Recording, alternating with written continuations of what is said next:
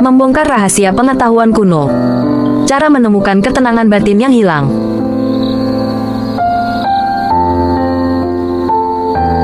Tentang kerinduan jiwa.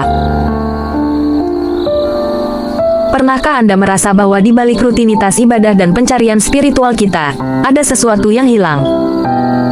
Kita seringkali terjebak dalam kulit luar, namun asing dengan isinya.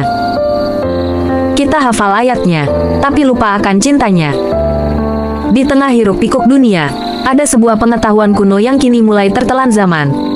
Sebuah rahasia yang bukan tentang bagaimana cara mati, melainkan tentang bagaimana cara benar-benar hidup. Hidup yang sesungguhnya bukanlah masa penantian menuju liang lahat.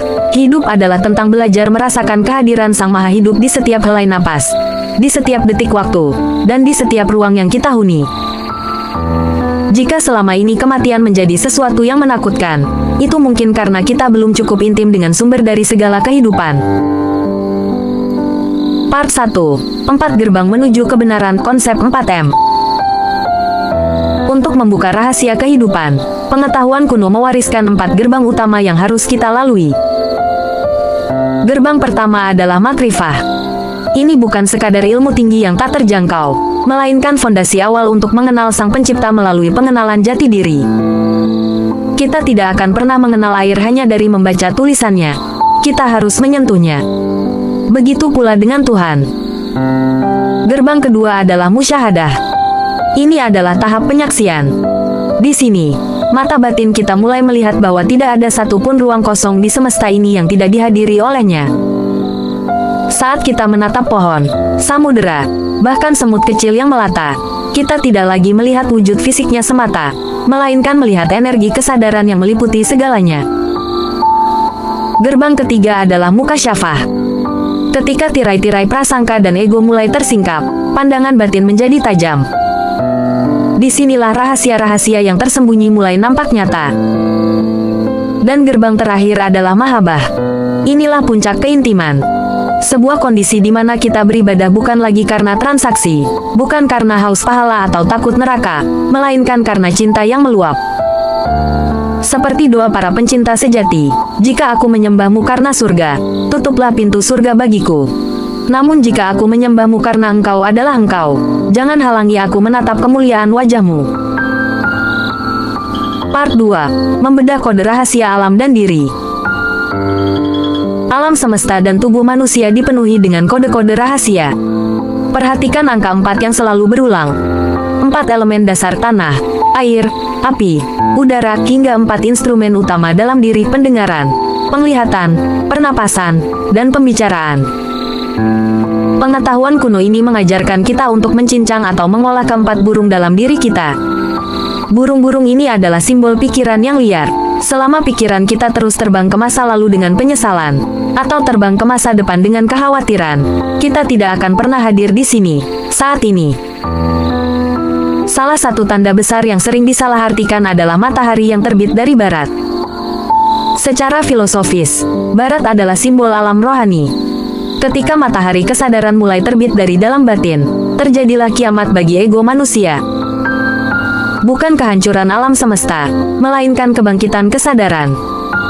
Di titik inilah manusia menyadari bahwa dirinya bukanlah tubuh yang akan hancur, melainkan kesadaran abadi yang tak tersentuh oleh maut.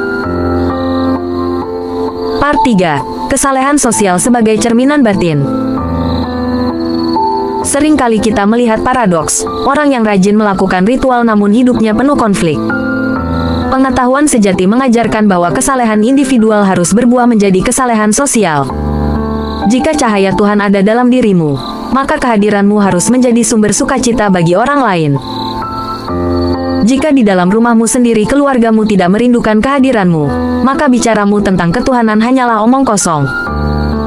Orang yang sudah menjadi cinta tidak perlu banyak bicara, auranya akan menebarkan kedamaian. Ia tidak lagi menghakimi perbedaan, karena ia melihat semua manusia sebagai manifestasi dari sumber yang sama. Part 4. Napas sebagai jembatan keabadian, teknik meditatif. Lalu, bagaimana cara memulainya? Kuncinya ada pada sesuatu yang paling dekat, namun paling sering diabaikan, napas. Napas adalah jembatan antara dunia materi dan alam kesadaran. Sadarilah, saat napas masuk, Anda hidup. Saat napas keluar, Anda mati. Namun, di antara napas masuk dan keluar, ada sebuah jeda kecil. Di dalam jeda yang hening itulah terletak keabadian. Mari kita berlatih sejenak. Tegakkan punggungmu. Hadirkan dirimu sepenuhnya. Rasakan bagaimana udara masuk membawa energi murni dari ruang kosong semesta yang tak terbatas. Jangan ditahan, biarkan ia mengalir. Di belakang napasmu, ada Sang Maha Sadar yang sedang menyaksikanmu bernapas. Tanamkan afirmasi dalam batin. Aku tenang. Aku tentram. Aku bahagia. Aku damai. Saat Anda menata napas, Anda sedang menata jiwa. Anda tidak lagi mencoba mengendalikan dunia, melainkan sedang mengendalikan diri sendiri. Pulang ke rumah sejati. Sahabat, perjalanan spiritual ini adalah perjalanan pulang. Kita telah terlalu lama merantau di dalam tubuh kita sendiri namun merasa asing. Kita terlalu sibuk mengurus identitas palsu, jabatan, dan harta, hingga lupa pada harta karun yang terpendam di kedalaman batin. Ketika kita mampu menyentuh keheningan itu, rasa takut akan hilang. Rasa kurang akan berganti menjadi rasa syukur yang melimpah. Kita akan menyadari bahwa kita tidak pernah terpisah darinya. Mari kita akhiri pengembaraan pikiran ini. Masuklah ke dalam baitullah yang sejati di dalam dadamu. Pulanglah dalam cinta.